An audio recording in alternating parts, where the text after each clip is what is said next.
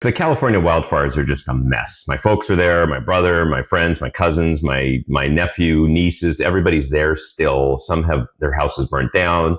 Thank God in my family that hasn't happened, even though they were right on the cusp of that. But this is just, I've never seen anything like this. I grew up in California and just moved to the Carolinas 2.5 years ago. And I'm just watching all the streets I used to go down just completely get plastered. But now what is next? After the next, 4 to 6 months, what's the world going to look like out there? Hey, everybody, welcome into the Real Estate Minute Show. I am Jay Lieberman, your host, as usual, over here at Lieberman Realty Group. When I talk about what the world going to look like in Southern California, like 6 months to a year from now, it's going to be, hopefully, people are going to be rebuilding. And if they do, there's going to be construction zones for years. There's going to be shortage of construction materials, shortage of labor, all kinds of things that we don't really think about. Access points in and out. Now, if you don't know, the Palisades is a very tight community, for instance, and there's other ones like Pasadena, Altadena. These fires are very similar kind of setup. These are custom homes that were built. There's not a lot of subdivisions of like suburban homes that were built just like plastered, 1,000 at a time. So is each individual person going to come in and build their new custom home, which takes a lot longer, obviously, than a tract. So you got to think about that too. There's going to be a construction zone. I'm going to foresee for a decade. Before that gets all rebuilt back up. Plus the commercial stuff usually goes up faster for the amenities to come back. But it's these homes. I mean, think about it. Think about recreating what you had before. And how many people are just going to let it go and walk? How many lots are going to be there? You got to think about the lenders now that don't have the collateral anymore. That's gone if they have a loan on it. People that are going to be just bailing on the state potentially afterward.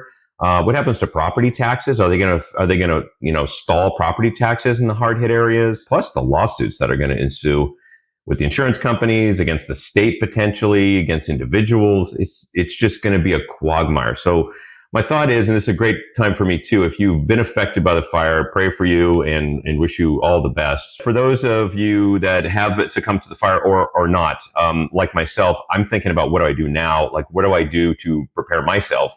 I'm out in the Carolinas, so we get like tornadoes and storms and stuff like that. But what about California, for instance, like an earthquake and another fire? Or wherever you're at. It's time to think about, where is all my finances? Where are all the investments we talk about here? If you've made them, where are they? Do you have them on written down? Do you have them on an Excel sheet? Do you have them in QuickBooks or something?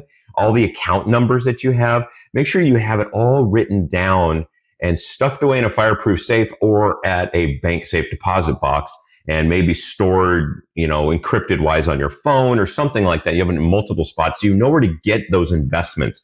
Because that's what you have left, okay? When you lose your home, you lose your office, your business, you got just the stuff you've accumulated left. You don't have any of the material stuff. It's just all the investments and concerted effort you made to provide for yourself, your family, your security.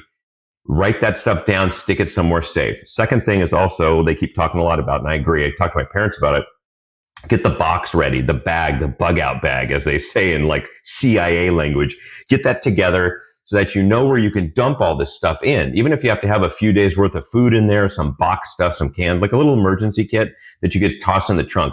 You don't want to be thinking, oh my God, I forgot to take that letter from cousin so-and-so. That's a super memento for you. You want to have it there already, okay? And be able to just dump it in and bail. Those are the two things that we can learn by the tragedies that's going on. We'll see you next week on the show. Got some interesting investment types I've been researching for us, and I will share it over the coming weeks. See you later.